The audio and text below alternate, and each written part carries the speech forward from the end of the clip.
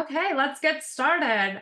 Today we are super excited. We were just talking about this today, how teachers are reaching out to get ideas from other teachers on how to start a chapter, grow their chapter, and recruitment strategies. So this webinar could not be better timing for all of those teachers and admins who are thinking about the fall and making course loads and growing their chapters in a really intentional way. So we have some great panelists here today.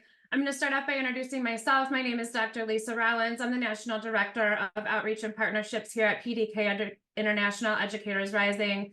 Prior to joining the national office, I was the Arizona State Director for 5 years, and I was a Family and Consumer Sciences teacher, Education Professions, CTE Pathway Lead for the Education and Training Pathway in Maryland. I love all things CTE. So anybody that has questions about that or starting a chapter, you can always feel free to reach out. My contact information will be at the end. I am so excited today about our panelists because we know that there is a teacher shortage. That is obvious. It's happening in every state. But what we do know from research is that 60% of teachers work within 20 miles of where they went to school. So knowing that information, and we want our teachers to reflect the population in which they serve, we at Educators Rising make sure that we try to recruit students who want to come back to their community. Then they reflect their community, and then we're helping the teacher shortage. So a way to do that is to implement a Grow Your Own. And in terms of Grow Your Own programs, Educators Rising works with middle and high school chapters and students to explore the careers in education. So it's not just about teaching. There's shortages in many other areas too, and support services, admin, and we explore all of those careers and we get them that clinical experience while they're still in high school. So the first step is to start your chapter. It takes one teacher and one student to start a chapter. Start going to the conferences and the competitions. Even if you don't attend the conference, do your competitions in class as project-based assessments and get them interested in something that they want to do. The next thing is update the curriculum. Get the Ed Rising curriculum that aligns to the standards, national board standards, aligns to in-test standards, and also thinking about those clinical experience guidance that's inside of the Ed Rising curriculum as well.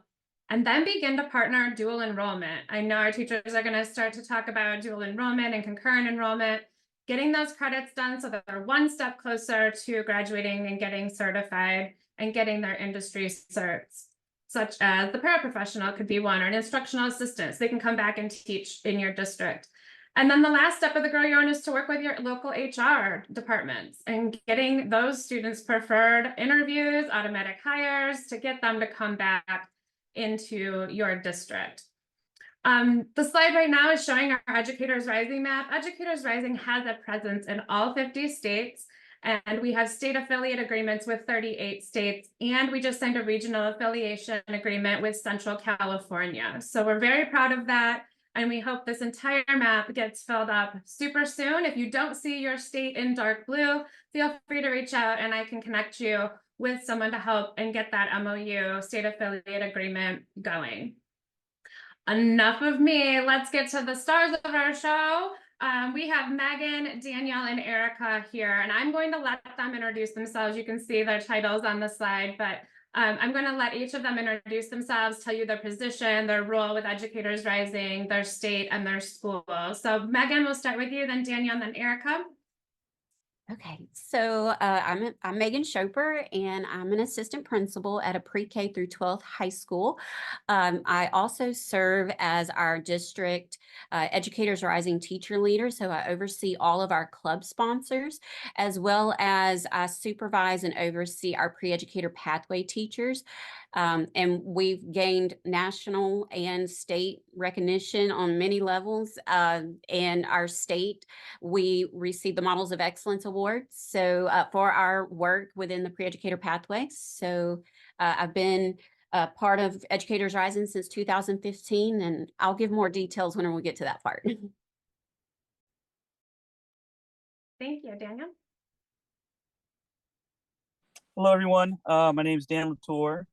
I'm a phys ed and health teacher at Stanford High School in Stamford, Connecticut. I also am the head boys basketball coach for the varsity basketball team. and this is year 3 with Ed Rising. And pretty much my role started out as a club 5 years ago. We did 2 years of kind of a grow your own situation with some of our students. Ed Rising came along, and then I've worked with our HR department and our school board as far as making sure our students who go through the program that we are doing active recruiting to bringing those students back. And every year, our program has just grown tremendously. We started with about 7 students, and currently, right now, we have over 40, I believe 44, that are with our club and with our coursework. So that's just a little bit about me. I'm happy to give you guys information on kind of how to grow your own and get started, or possibly kind of get your student numbers up a little bit. Thank you. Thank you, Daniel. Erica? Hi, I'm Erica Buta. I am from Waterbury Career Academy. Our school is a little different. We have 4 academies, and I started there as a special ed teacher. And a couple of years ago, I was asked to start teaching the UConn ECE Intro to Special Ed class. So that brought me into the education and training strand that we have at Career. After that, when I started doing that for a little bit, I was asked to start doing the Ed Rising. So I teach the curriculum through our teacher prep class 1 and 2 to juniors, 3 and 4 to seniors. And then I do the dual UConn classes as well. I'm a unified sports coach. So I kind of have a couple different roles in my building. Awesome. Thank you so much. So as you can see, everyone is, in a different school, a different role, and has different approaches and different ways that Ed Rising can look. So you can mirror your approaches after one of these examples. We're going to start off by the beginning. How did you get involved in Ed Rising? Was it a voluntold? I will say, out of personal experience, 9 times out of 10, the most inspirational teacher is asked to. So I am assuming you guys were all asked to, but if there's anything different, was there another way you got into it? I know, Erica, you kind of touched on the special ed, but how did that work? Well, I was a special ed teacher, and then I was doing the UConn class. And I actually was second asked because the woman who they did ask said she didn't want to do it. So then the principal at the time had asked me, "Hey, we have this professional development. Why don't would you go and see what happened, or see how it goes?" And then when I came home, I'm like, "Yeah, I could do this." I'm like, we'll try it. I'll start teaching in that strand. So I ended up actually getting my CTE certification on top of my special ed one, and then I started the classes in that, and then it's only been 2 years, and I mean, I've had a student on the state cabinet board already. Our internships are going really well, so it kind of just fell in place. Perfect. So I was voluntold. I was sitting in the school library at back to school PD, and my assistant principal at the time came up to me and she said, "Hey, so I need you to sponsor. It's called Educators Rising, I think." And I was like, "Oh, okay." And again, this was back in 2015, the year that it switched over from I think Future Teachers of America or so. So she was trying to tell me that, and I was like, "Okay, so what do I do?" She's like, "Well, I don't know, like we're piloting it for our parish," which, by the way, Louisiana, we call our counties parishes. So if you hear me say parish, it's county. But anyways, so I was like, "Okay, well, she said, I guess it's kids that want to be teachers." Okay, well, here we go. So I started off in 2015 with the first club, the Educators Rising Club in our parish, with 19 students. Fast forward up to now, we are now in 29 schools, and we have 542 students registered within our parish.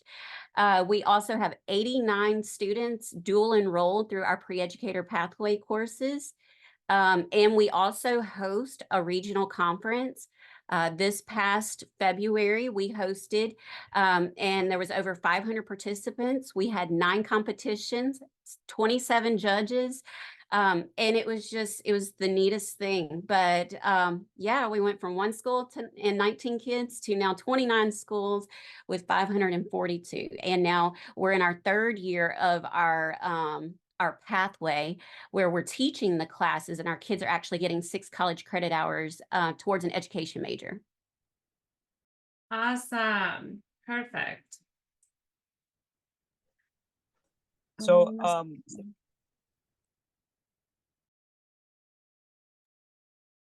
Sorry, Daniel, were you talking? yeah, I just if I can just share kind of how our chapter kind of got started. We so I've been teaching in Stanford. I'm born and raised in Stamford, Connecticut, and I've been teaching for about 12 years. About 10 years ago, I believe my second year within the district, there was a urban teacher recruitment task force, and we were a bunch. It was teachers in the district, some school administrators, in our HR department, and we were tasked with how can we get more teachers of color within Stanford Public Schools. And aside from going to different districts, having recruiting fairs, um, possibly going to colleges, uh, there's a school policy that was recognized where we are supposed to promote and cultivate our own student population into the teaching profession. And one of the things that came out of that recruitment task force was if we can somehow grow our own student population, that can pay dividends for us down the line with our recruitment process. So it started out as a club, and there were many affiliate states doing it. We went down to the National Educators Association conference, and there were several states that were involved in this work, and just kind of brainstorming different ideas. So we just started out with the club, and then Ed Rising came along 2 years into it, and I was told, hey, since you're already kind of doing this work, would you be interested in teaching the course? And there wasn't really a map or a guide to kind of do everything. So it's been trial and error, and that's kind of how I got myself involved, and it's been growing a lot, and I just feel fortunate because our district took the intention of trying to grow our own and so forth, and taking this step. So that's kind of how I got started. But more importantly, it's been fun, and I think the way Ed Rising puts everything together with the curriculum and so forth, just being a little bit intentional about some of the things, and with the district working with us, it's been really good. But that's kind of how I got myself involved in Ed Rising. Thanks, Daniel. I appreciate it. I also want to touch on the fact that you're a coach, right? So that right there is a recruitment strategy, right? Yeah, so a lot of people just think, I know when I first got started, uh, there is an educational achievement gap here in Connecticut and so forth. And obviously, you guys are all educators. We know the statistics. Someone who represents our student population, students tend to do better and so forth. So that kind of came along with it. And as a coach, that's kind of pushed me to become an educator and so forth. So there are different ways to recruit, but ultimately, when you introduce this to students for the first time, they're just thinking, okay, becoming a teacher, you're standing up in front of a class, you're not really getting involved in much else, and you're just teaching science and so forth. But we've been able to express different job opportunities or career opportunities, such as being an athletic director, such as being a coach. These are all things that tie into being an educator, and it's kind of open doors. So my role as a coach has been really good. I know we try to get as many of our basketball players involved, many of the team captains and so forth. So that's a great way for recruitment strategy, using sports teams and so forth. But thank you for saying that, Lisa. Yeah, Erica? Sorry, was I off? Our school's a little different only because you have to apply to my school. So it's like any Waterbury eighth grader can apply to come, and then it's a whole application process. So the kids that get accepted, they explore each academy freshman year, and then the end of freshman year, they pick which one they want. So it was nice though to get the curriculum to be able to use within the education and training strand for the students that chose that academy. So Yeah, that's thanks for how, mentioning that. I really yeah, do. I was gonna say, sometimes when you're an education professions teacher, you're the only one, right? So yeah. you don't have collaboration and lesson planning and PLC time, Mhm. which I think is the benefit of obtaining the advising curriculum, having the meetings, going to the trainings, and like building that collaborative community, whether it's within your county, district, or state, right? Right. I mean, we do have education or educators rising in other schools in our districts, but that's more like of an elective for those Yep. students. Where ours, this is, the pathway that we're trying to actually do is junior, senior, and senior. We're actually trying to maybe start sophomore year, so they do teacher prep sophomore year, junior year, and then just the UConn classes senior year. Yep. So we're a little bit different. And every one of you is a different approach, right? So where I taught, we were also wall-to-wall academy. Kids had to pick an eighth grade and apply. So it can look different anywhere. Megan, did you have anything on tips and tricks or Oh, how to use the starting? I had tons of tips and tricks. I mean, there is a reason why we grew from 19 to 542. Coming from the district side of things, if someone's on this call from the district level, it's all about picking the right person. It's all about like that's the magic sauce right there, is the right sponsor for a club. You want a teacher that is in it because they believe in it, they want to be in it. It's not like, oh, I just needed a job, and and then go blast education on social media accounts and all. So it's all about picking the right person. And that is something that I encourage my sponsors, is like, you were chosen for a reason. And you are the model of what a teacher is supposed to be. And so I tried to build them up to know that, they are a mentor to our future teachers. And just like what Daniel was saying, we try not to recruit just kids that want to be teachers, because we all know, like, if someone says, oh, you want to be a teacher whenever you grow up, unfortunately, the reaction most of the time is like, oh, no. And you get this ugly face and all that. And you're like, oh, and no, it's not like that. Yes, there are kids that want to be educators, but there's also kids that don't know that they want to be educators yet. And so we use that word very, very seriously, yet. And so we try to go to different, I encourage my sponsors to go to like a football practice or a basketball practice and ask them, hey, anybody want to be coaches whenever you grow up? And the ones that raise their hand, okay, you're in my club. Then you go and ask your guidance counselor, oh, who is saying that they want to be maybe a pediatrician one day, a child psychologist, a child speech therapist, or a parent, a custodian, a secretary in a school, because our goal is not to just grow the future of our educators, but to also show people what education's all about. So yeah, they may not end up in education, but they will be our supporters in education later on in life. And then also providing a lot of field experience. Always have your club volunteer monthly within a school once you get it started. The biggest thing that different parishes have reached out to me, they said, how in the world do I compete with like Beta or National Honor Society? Because a lot of times those are considered community service groups. And so how do you set yourself apart? Well, we're a community service group. However, we are a school community service group. And so everything that we focus on is within the school. We don't do like what the other clubs do, where they go and serve their community at like a nursing home or a veterans home or something, or the homeless shelters. We let that be the other clubs' experiences. Ours is within our school and our feeder system schools. I love it. I could not have said it better. Anyone else have any tips and tricks? We're going to move to the next question. Growth.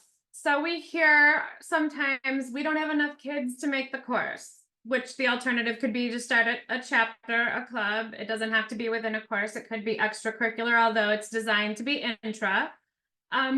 What are some tips and strategies besides holding meetings with food, because we know kids come when there's free food?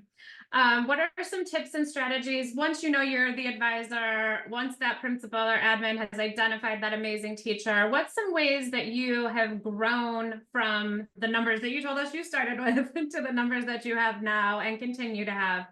Give us one or two tips and tricks from each of you on that.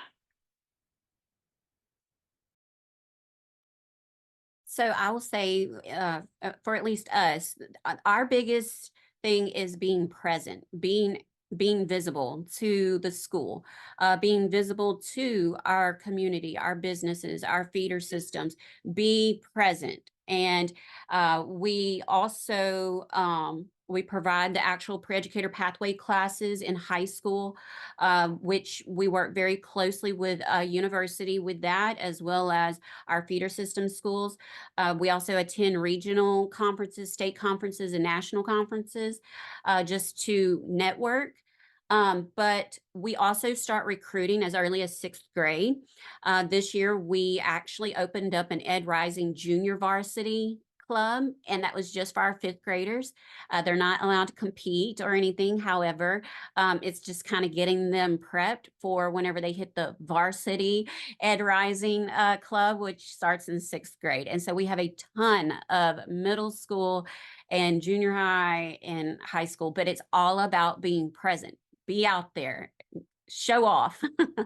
Yeah, great point. Just like with the athletics, they have banners in the front office, right? Like they have trophies. When you win trophies at states or regionals or nationals, bring those trophies, show those trophies, put the press releases out, put the media releases out, sharing with the nationals, put out everything you can and tag, because that's how people are they're gonna, who's that? What is that? What are they doing?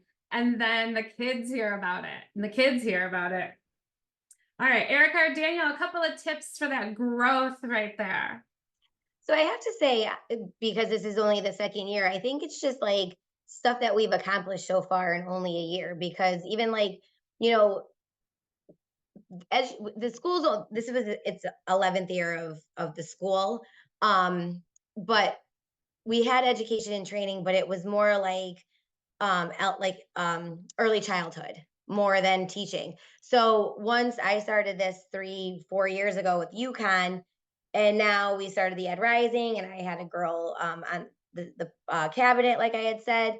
And just like we're doing some of the teacher appreciation things during the week for the Ed Rising. So we're getting out there, and some kids are like, so the sophomores and freshmen are now new to the building, but seeing and hearing what we're doing. Because like, again, like I said, the kids have to be within my building. I can't recruit outside, but I can recruit inside, not wanting to take them from another strand or anything. But if they see, and you know, just seeing what we're doing, and like, you know, we have a pre-K. There's kids in the pre-K that go down in my room and work with them daily. So just getting out there and just seeing and hearing what we're accomplishing is, I think, what's helping.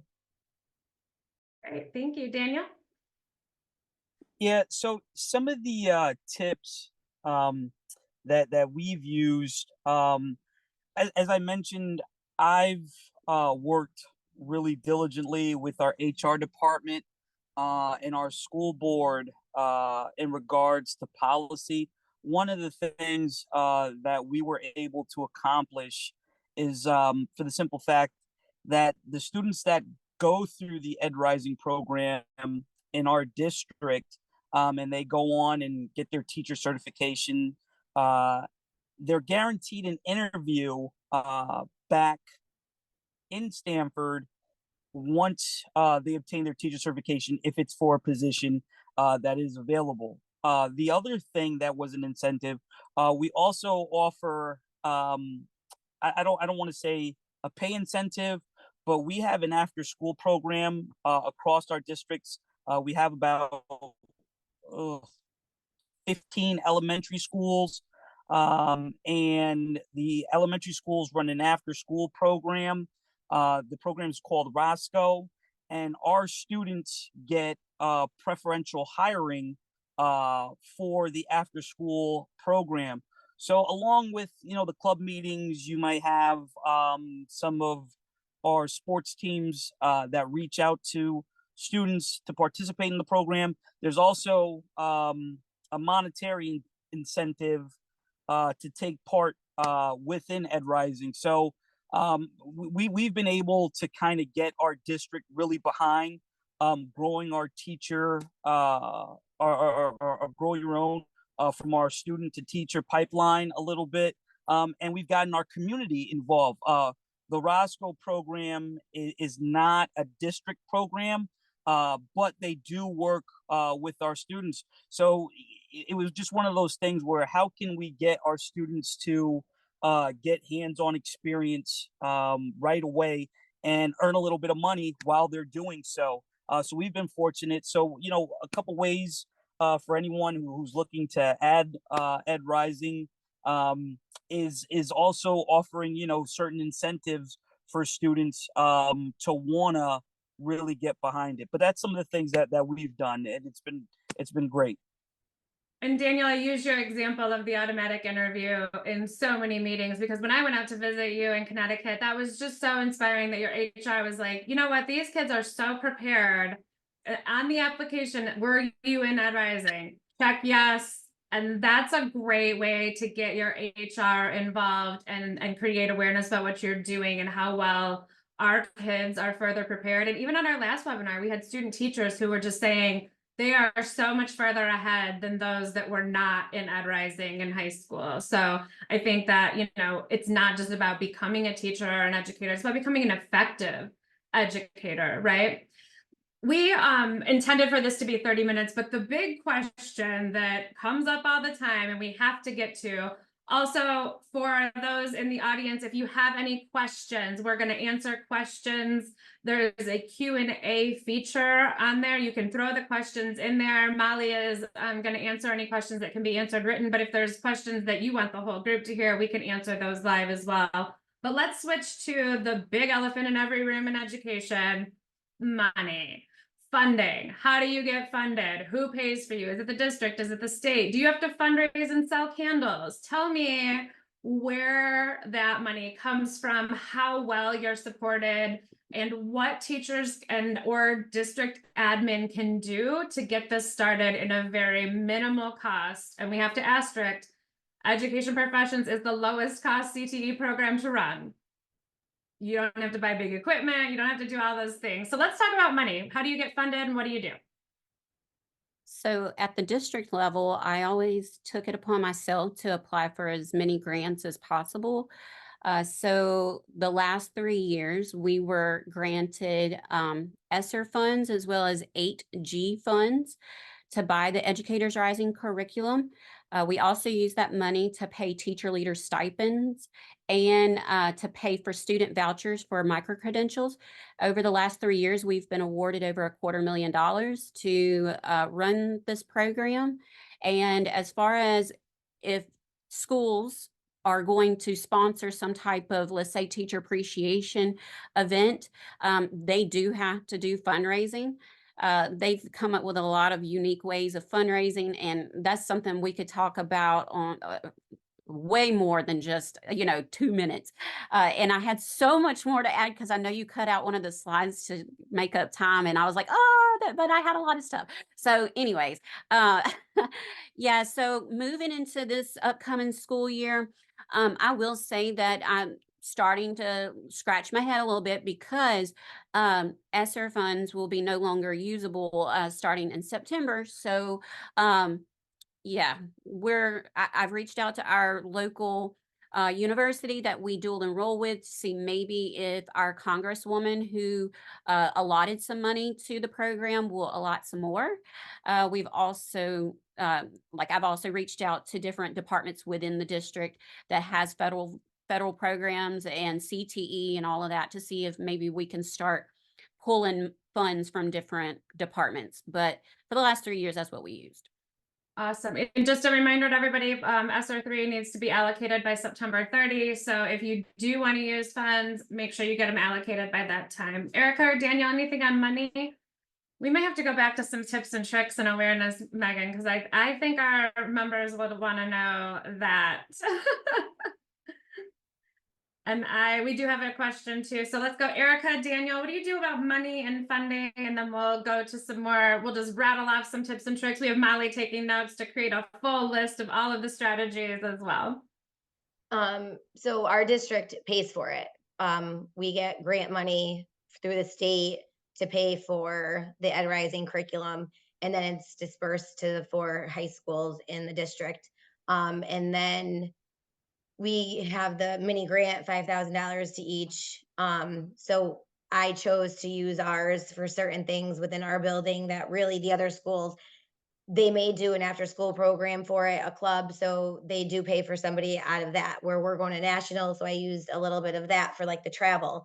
And then just to start, I kind of wanted to talk about, I thought there was a question Sure. regarding like the internships, because that's where we're really excelling right now. So, and we could use the money that we get in the fund for transportation, but we actually have our own van and we have neighborhood schools around us. So basically we get the state, we're an inner city, so the state pays for our program. But if we did, you know, the different types of fundraisers just to do like the little things that we do for the teachers, and kind of just sent a letter too, like, hey, we're going to nationals, we want, to do this and this, anyone want to donate? So but then there's other things like collecting bottles and so on and so forth, but we're pretty much the state paid for ours.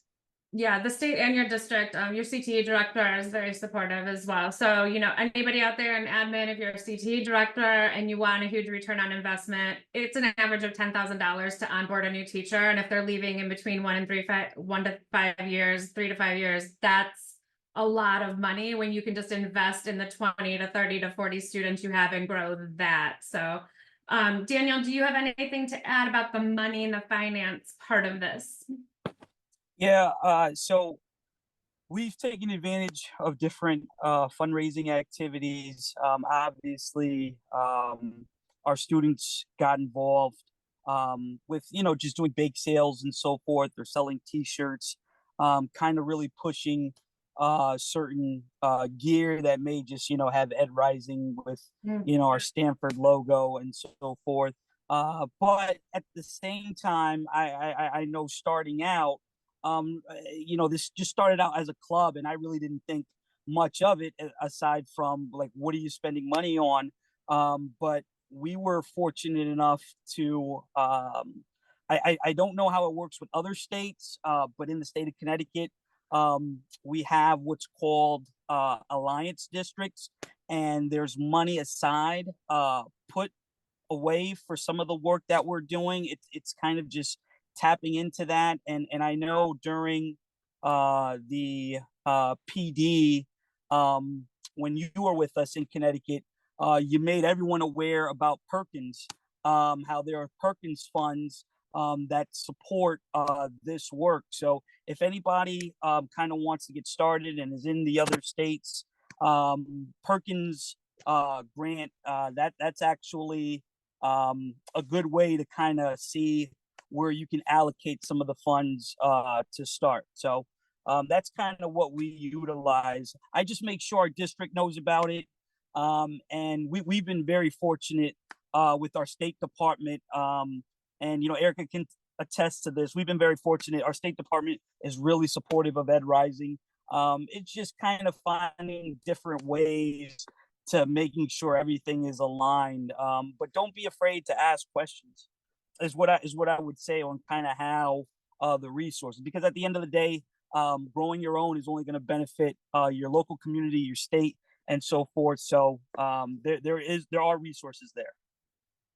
As far as the Perkins grant as well, like that's where I was trying to get stuff to do for my classroom.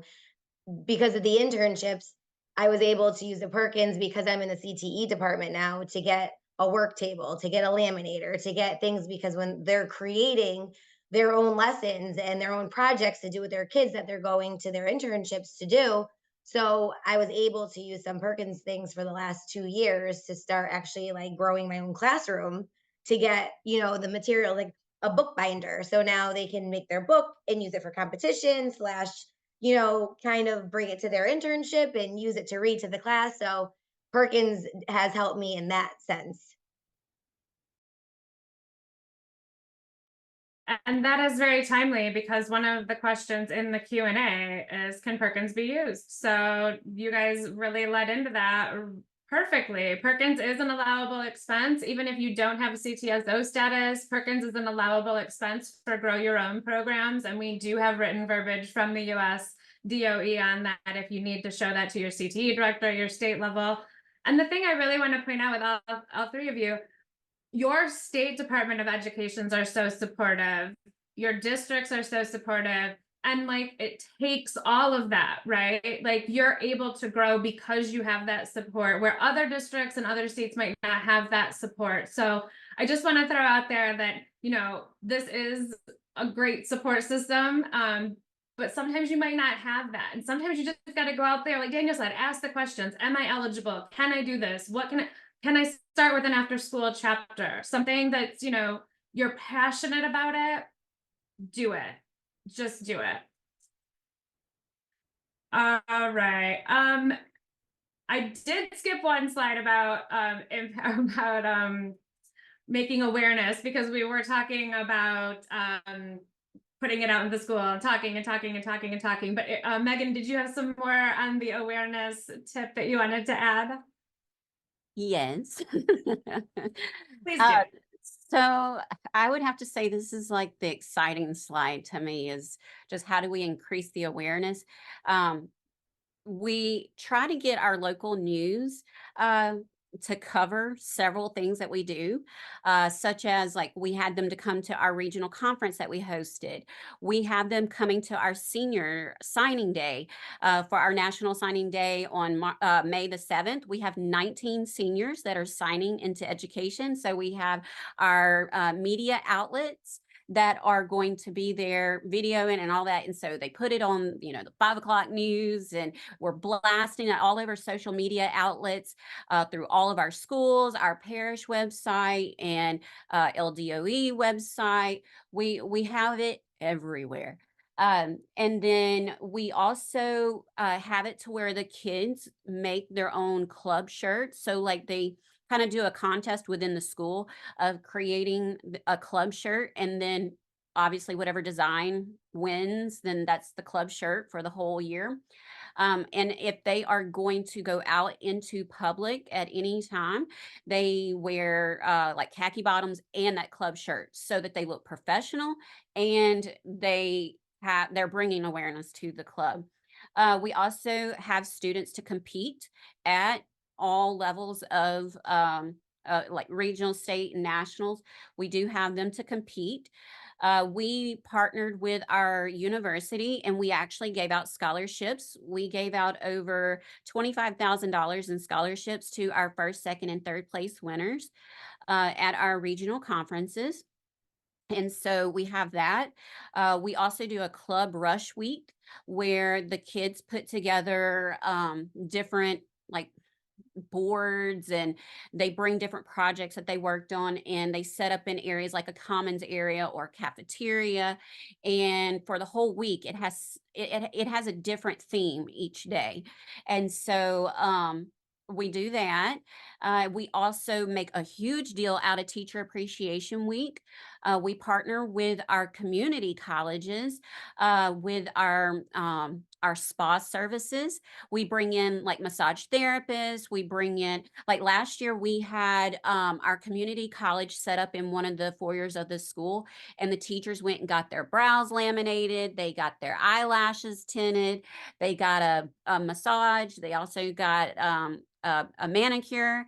And none of that cost anything. Like it all was free.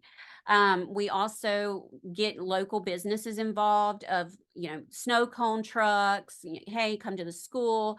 And a lot of times they'll donate their items just because they know how hard our profession is. So yeah, I mean, that is the tip of the iceberg to this question. And I know we're running out of time, but yes, that is some of the things.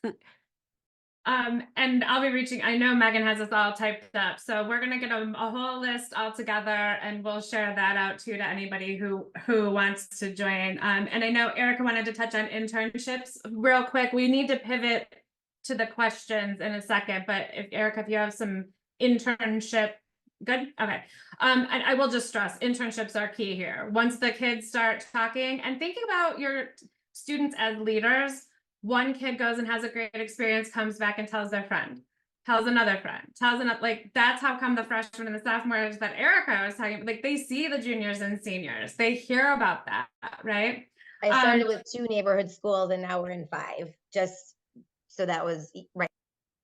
So like word of mouth and kids talking about it, right? I met with somebody yesterday who said they also got a van for their program and their van was donated by a local dealership.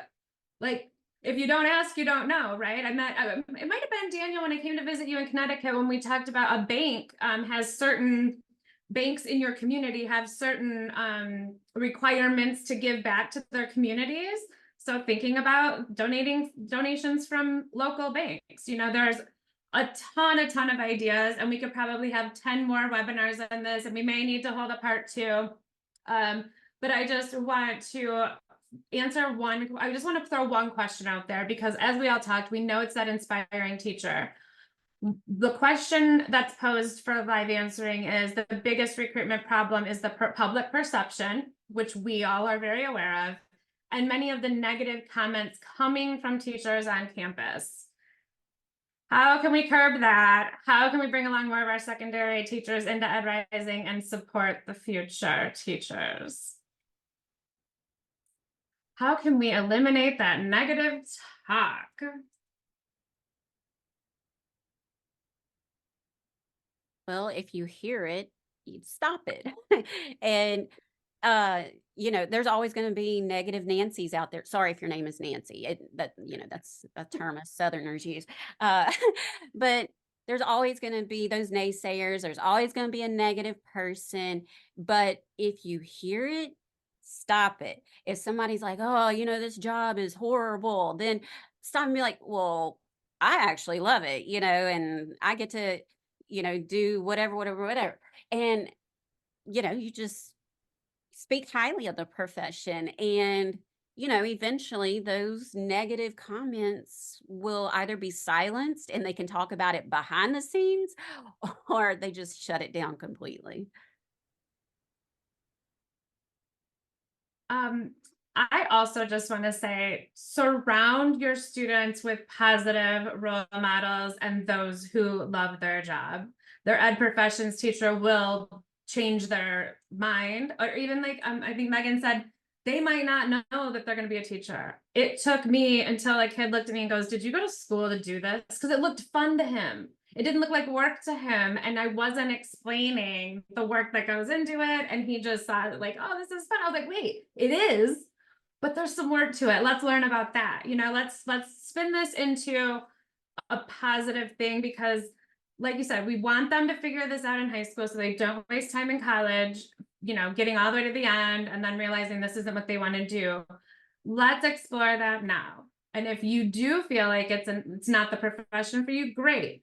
It's a struggle of the teachers who talk negative, even for us teachers, right? Like, we don't want to be surrounded with that negativity. So don't put that on our kids, and that just comes with building good culture. I know we could go on and on and on and on about recruitment strategies. We did have another recruitment strategy one in the fall. So if anybody in the audience wants to check that out as well. Thank you for the questions and answers. Thank you to Molly for answering those. We definitely, Lori Bowen from Fayette was on one of our recent ones, and she told me the other day, she emailed me the other day this quote of her program manager is helping support the teachers, and now she wants to quit and go back into the classroom. So it is inspiring to work with the students and work with the teachers. Please feel free to reach out. Reach out to any of our panelists. Their information is on the PowerPoint slide. They are more than welcome to hold your hand. They're all at different stages. They're all in different director role, assistant principal, teacher, coaches.